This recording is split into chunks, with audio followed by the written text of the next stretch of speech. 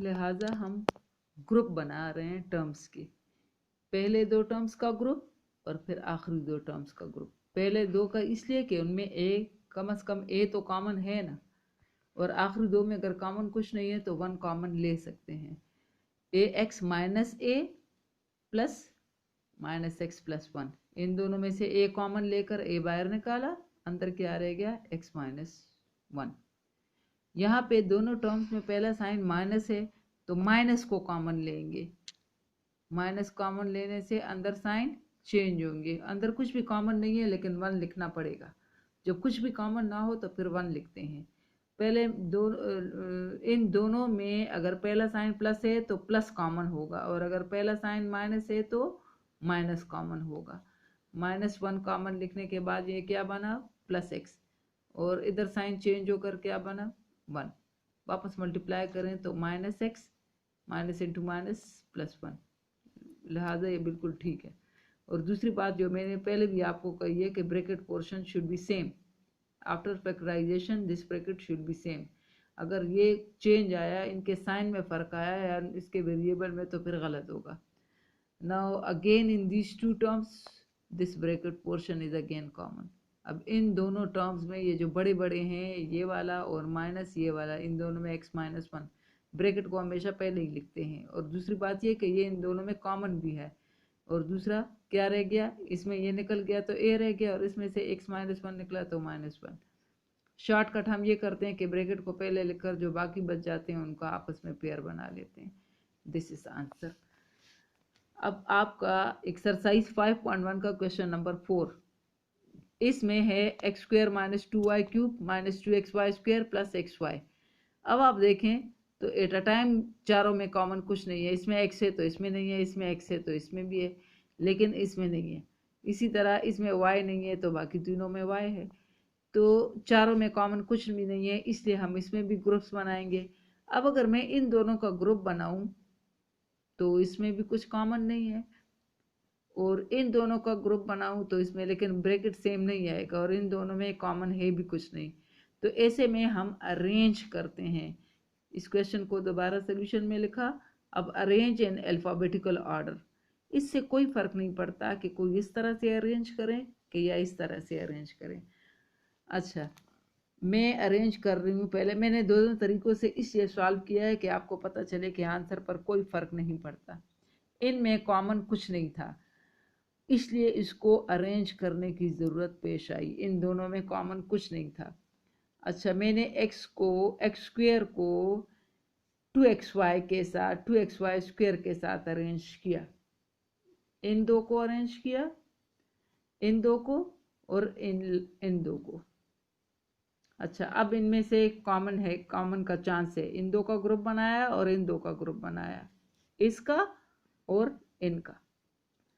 अच्छा, अब देखें तो इन दोनों में कॉमन क्या है x, क्या बचा x minus two y square. इसी तरह इन दोनों में कॉमन क्या है y प्लस वाई, क्या बचा x minus two y square. Bracket same है, सो ब्रैकेट इज दिस, और जो लेफ्ट ओवर है वो ये आंसर। अगर कोई इस तरह से इस तरह से अरेंज ना करना चाहे तो ऐसे भी अरेंज कर सकते हैं।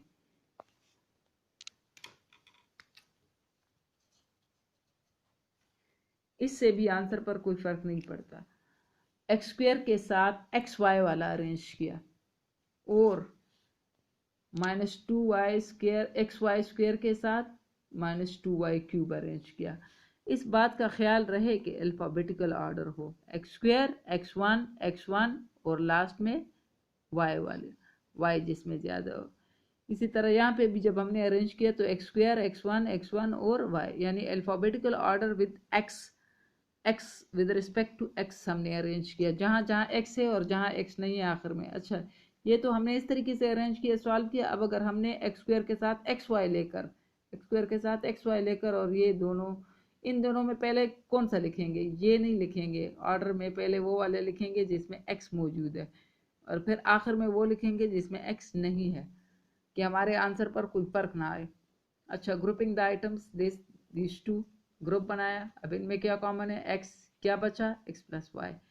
इन दोनों में पहला साइन क्या है माइनस, क्या कॉमन है टू, वाई स्क्वायर तो एक्स प्लस वाई। अब x प्लस वाई पहले लिखेंगे क्योंकि वो कॉमन ब्रैकेट है, और ये दोनों यहाँ पे। आप अगर देखें तो इसमें x प्लस वाई बाद में और x माइनस 2y स्क्वायर पहले, इसमें x प्लस वाई पहले और ये वट एवर, लेकिन फैक्टर्स यही हैं, चाहे जो भी पहले हो जो भी बाद में है, लेकिन आंसर यही है। लेकिन ये बात तय है कि ब्रैकेट पोर्शन हमेशा पहले लिखा जाता है। इनमें ब्रैकेट ये था तो ये पहले लिखा, लेकिन आंसर सेम ही है। जैसे 2 3 आर 6 लिखें कि 3 2 आर 6 लिखें, दोनों ही फैक्टर्स हैं 6 के। अब आ जाएं एक और types, factorization of the expression of type a square plus minus 2ab plus B square, यानी कि सेकेंड डिग्री एक्सप्रेशन जो कि परफेक्ट स्क्वायर भी हो। सेकेंड डिग्री यानी जिसमें हाईएस्ट पावर 2 हो और वो परफेक्ट स्क्वायर भी हो। For example x square plus 8x plus 16, x का होल स्क्वायर पॉसिबल है, 16 को लिख सकते हैं 4 होल स्क्वायर, ये बन गया आपका ए स्क्वायर, ये बन गया आपका बी स्क्वायर। अब दरमियान में अगर आप इसका फार्मूला बनाना चाहें तो +2 फार्मूले का लिखकर इंटू ए जो x है और इंटू बी जो 4 है, एक्स स्क्वायर वापस x square, 2 4 are 8x, 4 4 are 16। मतलब ये कि इस एक्सप्रेशन को हम परफेक्ट स्क्वायर के सूरत में लिख सकते हैं। और ये कौन सा फार्मूला बन रहा है, A square plus 2ab plus B square, जिसका परफेक्ट फॉर्म होता है a plus B whole square. अब यहाँ पे इस सेंटेंस का परफेक्ट फॉर्म क्या होगा, यहाँ पर a is x, 2ab is 2x 4, b square is 4 square, यानी x जो है वो a का है, a की जगह ले रहा है, और 4 जो है वो b की जगह यूज हो रहा है। यहाँ a जो है वो x है और b जो है वो है 4। तो अगर ये a plus B whole square बन रहा है तो ये क्या बनेगा, x plus 4 whole square. x plus 4 whole square का मतलब है x plus 4 into x plus 4। Similarly ये question number 5 of exercise 5.1, 4x square plus 4 plus 1x square, again this is a perfect square. कैसे हमें पता चला, 4x स्क्वायर का हम बना सकते हैं 2x whole square, 1x square 1x square को लिख सकते हैं 1x होल स्क्वायर, प्लस फार्मूले का 2 इंटू ए 2x इंटू बी 1x। अगर x काट दें तो 2 2 4 आता है, बिल्कुल आता है। इससे भी 2x स्क्वायर 4 होल स्क्वायर आता है, इससे भी 1x होल स्क्वायर आता है। यानी कि ये इस सेंटेंस को हम एग्जैक्ट फार्मूला शेप में लिख सकते हैं। और ये कौन सा फार्मूला है, A square plus 2 into A into B plus B square. यहाँ a की बजाय 2x है और b की बजाय 1/x, तो a plus B whole square यानी परफेक्ट फॉर्म क्या बनेगा, 2x plus 1/x whole square, a की बजाय 2x और b की बजाय 1/x, तो 2x plus 1/x whole square. उसको 2 दफ़ा लिखेंगे, जैसे 3 स्क्वायर को हम 2 दफ़ा लिखते हैं तो कैसे लिखते हैं, 3 इंटू 3, या आप ब्रैकेट डालें तो 3 इंटू 3। इसी तरह अगर ये होल स्क्वायर है तो उसको 2 दफ़ा ऐसे लिखेंगे, 2x plus 1/x into 2x plus 1/x। अब क्वेश्चन नंबर 6 भी आपका परफेक्ट स्क्वायर है, एक्सरसाइज 5.1 का क्वेश्चन नंबर 6। इसको देखें ज़रा और से, ये मैंने सॉल्व किया हुआ है कि मैं सिर्फ आपको गाइड करूँ, वरना ये आप खुद भी कर सकते हैं, आपको आता भी है, आपको पता चल रहा है कि ये परफेक्ट स्क्वायर है, क्योंकि 4 को हम लिख सकते हैं 2 स्क्वायर और इसका तो होल स्क्वायर पॉसिबल है।